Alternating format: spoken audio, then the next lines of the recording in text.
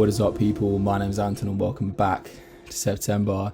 Today, I wanted to take a bit of a look into lighting. Now, I knew for a while I wanted to make a video on lighting, and I was kind of thinking about how to structure it, right? Because there's plenty of lighting tutorials on YouTube about Octane, and a lot of them go into really good depth about render settings and diffuse depth and all this kind of stuff, which obviously, when combined with materials, is really important, and it's pretty vital to get your head around if you're troubleshooting or you really want to get into specifics about lighting.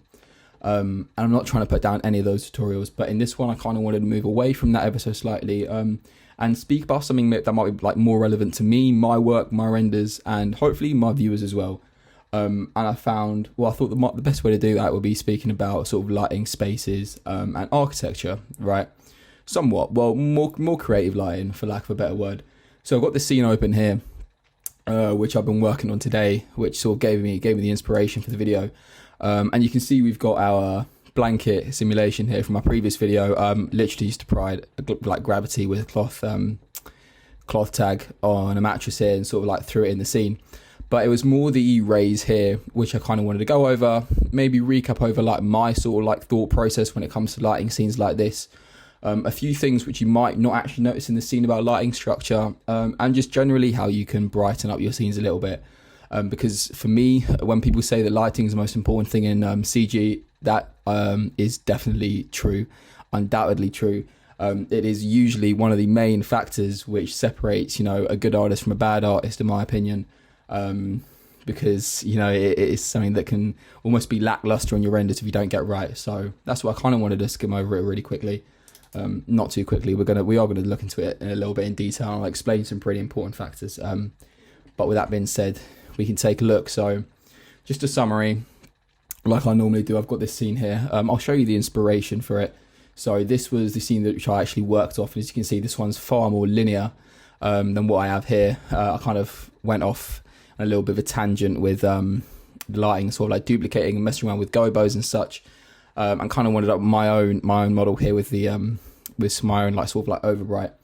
But this is generally what I went off. So in terms of the like material environment, that's what I was going for, and the sort of like look, the desaturated look as well. Something I focused on in this were two things. Well, one major thing. But when you see up here the over brightness, this can be fixed, but this is actually done on purpose. This is one sort of important principle. And this is more of a work towards reality. If you notice, when you take pictures or videos or whatnot, there is actually like overbright in whatever exposure you set to.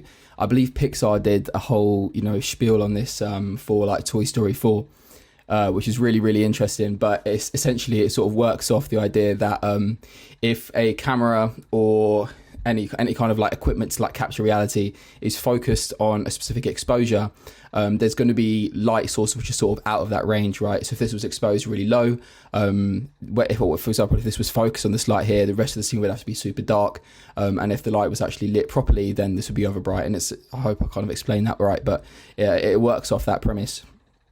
So it's basically a way of making this look more real. If this was toned down, it would take something away from the render, and that's something super minor, but I figured I'd sort of just like start off with that, because that was one of the main things that I had in mind when creating this scene. But generally, it may be easier, I think, if I sort of cleared out the lights from this scene super quick, and sort of like went over my thought process and how I went about lighting it, and a few of the ways that you can sort of get gobos in. We can talk about shadows a little bit. And sort of like the lighter, more sharper and sort of like softer shapes that you can play around with. So with that being said, I'm going to quickly version up and we can get started. So what I'm going to do for now is I'm going to take away the models. We can focus on the lighting. I'm going to reduce actually we'll keep that the same. I'm just going to reduce the samples here. Samples obviously goes without saying, sort of like, this works with your resolution for like the speed of your renders. If you tone this down, it's a lot easier to work. Octane itself is fairly snappy. It's one of the reasons that I like using the render engine so much. But when working with lighting like this, we really need as much control as we can possibly have. So or responsiveness rather, I should say. So we got some materials here. I'm almost tempted to whack these materials off for a sec So let's just do that for now. We can always put them on after.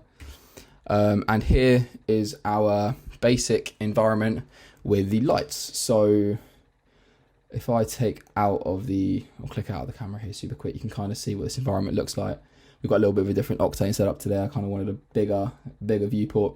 But we have a few things here that you might not notice. So we actually have a light coming here, which if I turn this off, you can kind of see, bear with me just there, which sort of adds a little bit of lighting to the foreground, or kind of like lighting from the right, which you might not see. Something to bear in mind when you're lighting scenes is that the less, a lot of people say less is more, right? But if you notice in reality, or just generally, for example, we're lighting spaces in this instance, right? And light very rarely just comes from one source. You often need to combine it, right? Which is the reason I've got a HDRI here. The second we take that HDRI out, we have ambient light. Oh, hold on, the second we take that HDRI out and it becomes black, and you go back in here, obviously if you're doing a nighttime scene, that's one thing, but there's a lot of darkness. This couldn't be like a daytime, and we're working with sunlight, right? So it doesn't make any sense. And it's little factors like that, which if you don't implement, sort of like takes away from the scene. But having said that, now that it's dark, it's a pretty good opportunity to speak about these rays themselves. And the way this is structured is actually with 3 different lights. And I feel like you wouldn't think that when you look at this. In terms of what's actually at the top here, I was going to do it without these, but there are actually 3 bars which sort of block the light. And they're important, but they're not actually responsible for these sharp shadows that you see. So if we take these lights off one by one, I can show you that we have a gobo here set with the for the sharp shadows, right?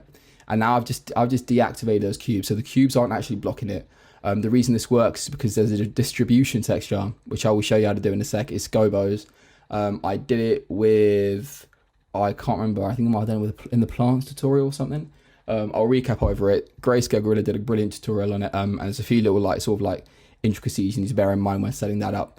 But that's essentially displaying that light. It's scaled down super small, so it's literally putting these sharp shadows in. And if you're recreating a scene, I've got some examples actually here set up in Google of sort of architectural scenes. So stuff like this, if you've got objects in your scene, or your goal is to create sharper shadows, this may be your way of doing it. Because generally, when you're using Octane lights and objects to sort of block that, unless your scene is very specifically set up, it tends to favor softer shadows. So stuff like this, for example, you'd want distribution maps like that. They're really easy to create. You don't even need Grayscale Gorilla. You can literally make this in Photoshop as a JPEG, 4096 by 4096. Drag that in. Follow the settings down here. So you want to make sure texture projection is on XYZ to UVW. I will go over this, but just skimming over. And that will give you an effect of sort of sharper shadows, right? We can look here, similar effect like that. If you really want it heading over the geometry, and you don't just want light, wishy-washy, sort of flooding light, that is an approach which you'd favor. Another thing I'm going to mention really quick, which you might want to get into, is materials also play a part, right?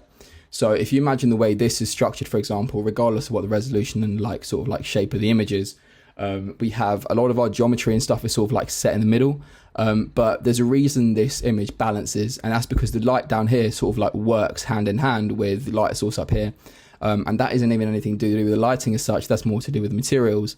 So the glossiness of materials like this and the camera angle works nicely in the sort of the structure of the image. When it comes to look development and compositing, it's just an important factor to sort of bear in mind. If you feel like your scene's missing something, try a little bit of reflection, right? Or cool roughness maps to show off the materials. It adds detail and ultimately, brings realism, not just here, but also with the little lamp there. So that's a slight little caveat. But if we head back into our project here, outside of that, if I head back into the scene, we've got a softer light here. And now this is why I had the cubes. So this is what Octane looks like, essentially by default, if you just have blocking light.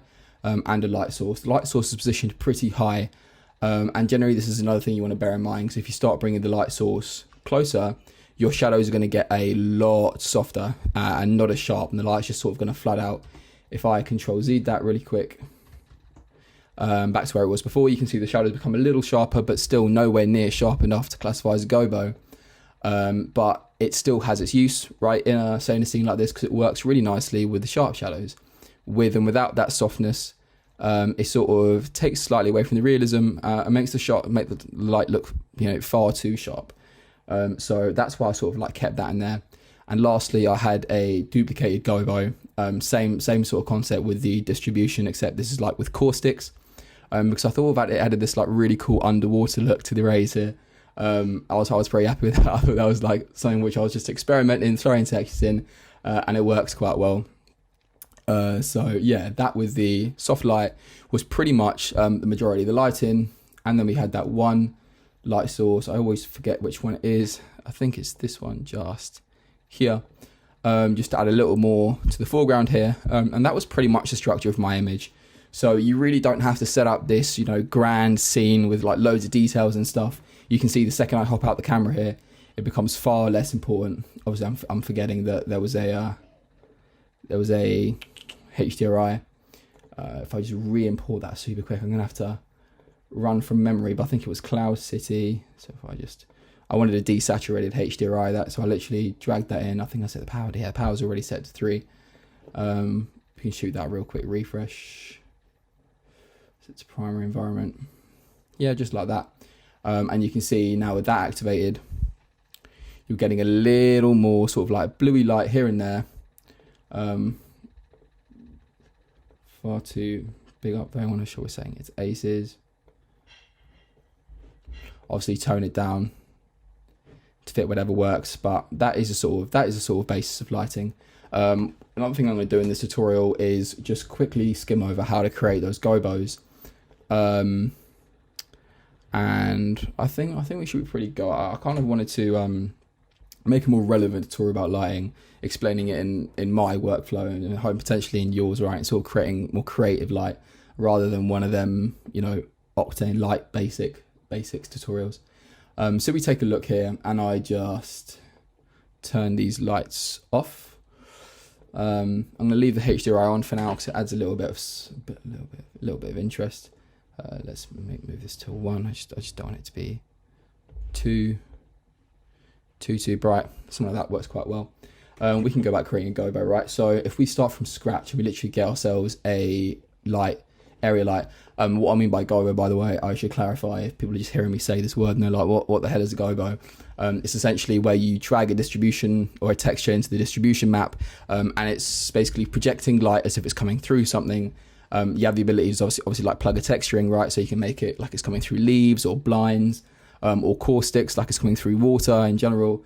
Super powerful. Anything where you can sort of like plug in a texture, trying to think of a way, really utilize that, leverage it, right? Because it's like the whole thing with light. I made a video on timing lights where you can plug in like flicker textures. And then I realized, if you think about it, you can do a lot more with that, because the second you go into After Effects, you can start making these flickers react to music, all sorts of stuff. Get it back into C4D, and then you're timing these lights to music. So you can make any JPEG, any sort of image, be it, all sorts of stuff. You can get colors involved too. And you can really manipulate these lights to be anything you want. So super powerful. And I'm just quickly going to show you how you set it up with some basic examples that I've got.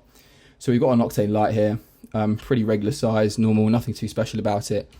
There's a little bit of bloom on the scene as well. Just figured I'd mention that just in case. And let's rotate this down so we can sort of see what we're dealing with. We'll move this up. Distance, because of like the sharpness of gobos, you'll see in a sec, doesn't matter too much. Just sort of move it around your scene, scale it right, and it should look pretty good. So basics, we've got an Octane light here, default setup. Right off the bat, you're better off unticking surface brightness, and if you head into distribution, just go Sooner 4D and then image texture. This is where you want to plug in your texture, right? So back to Old Faithful, but if we head here, I have a load of gobo sort of like pre-saved, just to give you an idea of like what they are and what they look like. They look a little like this. You can create a lot of these in Photoshop or After Effects, and you can even get animated ones. So that's really what I mean when I say leverage it. But for now, let's go for something which maybe a little more plantly. I like the idea of doing these like palm trees, right? So if we drag that in, we can see that we're already getting some light projection off that texture, but it's not sharp, right? It's just sort of similar to where we had up here, just a regular default light source with the blocks sort of like blocking out of the way. It's quite soft and it's not sharp. It's sort of more for anything like sort of like floods the scene. It's like general lighting. We want it to be a little more specific than this. And the way we go about doing that is in the distribution settings. So this is where the fact that it was an Octane texture node sort of like comes into play. If we head down to projection here and set the texture projection option to XYZ by UVW, I believe perspective works as well, but you know, it's one of them things that once you get it working, you get it working. So I tend to set it to that. And if you lock the aspect ratio here, it's just a really easy way for you to scale it up and down. So instead of actually changing the scale of the light, you can see we're getting a little bit of variation there. The higher we scale that, obviously the higher that soft light is going to start getting distributed. If you want to make that a little more specific, the way you do that is just double checking here. Everything's pretty much set normal. I think you can leave the color space the way it is because it's an alpha texture anyway. You need to head to the Octane light settings here and make the size of it really, really small. So I think you can go for about 1:1. And the second you do that, I'm not entirely sure about the actual science behind the render engines here. I just know this is a vital step in making the gobos look good. But this is what actually adds the sharpness to the light. So like in the examples I showed, this is ultimately the light source where if you have geometry blocking it or you're trying to create shadows, sharp shadows, this is going to be your friend, right? And it's here where if you get into the distribution settings and you start messing with the scale again, you're really going to see that's going to start to shine. It's going to make it pretty obvious that you have a lot of control here. That hand in hand with the actual like position of the light will be pretty cool. Obviously, if you untick the aspect ratio option here, you can scale it down and up. I wouldn't recommend this with textures like this because you kind of want to keep the validity of the leaves and such. With the rays I had before, I scaled it down because I wanted the like blocks to be a little narrower and work better in the scene. So stuff like that, it works better. But generally, another thing you have to bear in mind is that it is actually like tiling the texture here. So again, it's sort of more obvious with windows. When you have windows everywhere, typically there's only just one, right? Whereas with stuff like this, it's more of like a jungle, like planty scene. So you can sort of see it tiling there.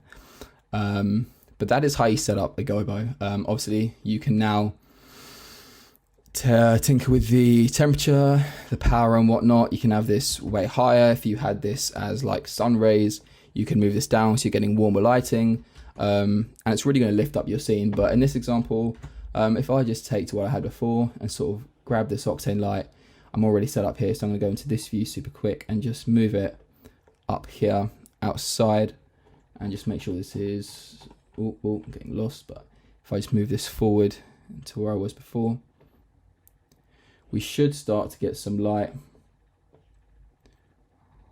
from our outside bit here. We can see a little bit there.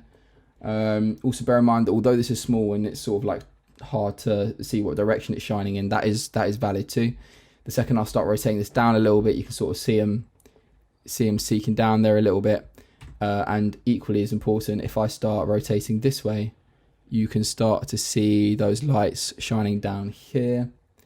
And the positioning will be pretty important at this point. So if you start moving that over, you can start to get some nicer lights and you can start to get a little bit more shining through. And this is how I went about getting those gobos. So these ones are a little less sharp. If I turn the brightness up real quick, maybe to something like 500, you can start to see them really come out. They're spreading out quite a little bit. So if I move this in, you sort of want it to be a little more specific. If I move this down like this, they become a lot sharper. And generally, this is how you start creating that look. So if you have that position and you're happy with that position, the sort of like workflow I did before, I duplicated the light, head over to the distribution tag here, found myself a different gobo, which I sort of wanted to combine it with. So we've got some plants there which look pretty cool. If you were doing, I don't know, like a bunker of some sort, I'm guessing that's sort of what this is heading out to be. You can get yourself, so these are the sort of ones I was talking about before. But if I move away from that and maybe get some caustics, should be pretty easy to literally drag that in. And then if I just take that one off, you've already got this set up here. Obviously this is a little hard to see, so if you just scale that down a little bit, you can make those more visible. And then before you know it, you're sort of combining a load of light sources and patterns in your scene, which again add to reality, just increase complexity a little bit.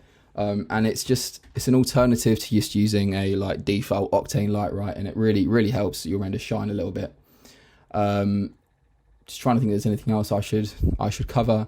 Generally, that is how I sort of create a lot of these complex looks. Like I said, utilize this, because I use these a lot in sort of like architectural scenes, right? But they really don't stop there. If you're trying to light any kind of scene and you're like animating it around like a particular object or like a center point, use these, because it just adds to the variation of your light, right? Ultimately, it's like light and materials sort of it's always a delicate dance between them, like it's a balance between them. The glossiness and this and that, like I said, and the structure of the scene really makes a difference. So do try to do that. I just reminded myself just one thing that may help some people out, not in this scene particularly, but if you are working with a center point, or you're trying to light something specific and you're positioning it around and it just isn't making much sense to you, a way that you can sort of leverage that a little bit is if I create a little... So I'm just trying to think. In this case, for example, I've got this gobo out here, and I'm really trying to... there's like the point here, which is like sort of the focus of the scene, right? I'm trying to think of a better way to do this, but I've got this block here, and I can actually target the light to only like look at this block instead of just moving it around and rotating it like crazy. So if I was to quickly head to, for example, this caustic, I'm just gonna disable this roof super quick. You can actually right click on here. This is just a really casual tip, but if you right click on this, head to animation tags and go target, you can now click on here, target object, literally grab that cube, and what you'll see is, so this is usually a little bit easier to show because it's not a point light, and the size of the if I just move this to 50 or maybe a little more, it's going to ruin the light, but just for the sake of explaining, you can kind of see the angle of this, right? And as I move it around, it will focus on that object. Plenty of people have made plenty of tips about this, but it is really useful when you're, for example, for me particularly, if I'm rendering something with like a center point, I'm a sucker for making the camera, whatever camera I'm animating, like a subject or a child of just a regular circle. Not even anything special, literally a circle up here. And that's because I can now click on the circle and like animate rotations around that. And obviously the camera's a child of it, right? So the camera's just rotating around a center point. And if you're combining that with this technique for your lighting, it makes animation so much easier, because you don't have all of these sort of like individual aspects or like floating in space, keyframing like crazy, heading into F curves. It saves you a load of time. So I utilize that as well. But that is a cool way that, say, well, I had the bed here in my previous render, but that is a cool way that you can sort of like typically get the lights over. If I set this to 1:1, it will still do the same thing. It just it doesn't make it as obvious in the viewport, which is why I chose to do it. But if we re-enable this, we can see that we are inside it, which is always wonderful. But if you move that around, it's like an easier way of what I was doing before. Instead of having to rotate it, you can get those looks. And that is a little something of how I would go about lighting these kinds of spaces, and how I created that render. I was making that render today, and it took a lot of like picking and sort of like finalizing and perfecting. So I figured I'd make a video at the end of my day, sort of recapping over a load of interesting points and stuff that I learned. So if we just re-enable those lights super quick, see what a lot of these can look like. Gonna look pretty crazy, but again, don't just simplify it to a few layers, right? Because even this, you're starting to get almost these like god rays. I've got some windows there. We've got our little light there. That is a completely regular light, just a little warm. I'm just double check which one it is. This one. That is a completely regular light, just warm. Nothing special about that. Just position that here because I felt like that was a little bit of like a dark corner because the structure of my scene. And that ended up adding a pretty cool element to the render too. So, like I say, layer these up, and you will get yourself some pretty cool results. So that is pretty much what I wanted to say today. I'm sorry that I didn't sort of like start a scene from scratch like I normally did, but I kind of wanted to overview these in a way that sort of made a little more applicable sense, if that makes sense. So I hope I explained things well. Thank you everybody for watching. The support has been crazy recently. I know I sound like a proper YouTuber when I say that. but it truly has, and I appreciate every one of you. So thank you. The channel growth has been absolutely incredible to watch, and I will see you all soon with some new content. So thank you to each and every one of you.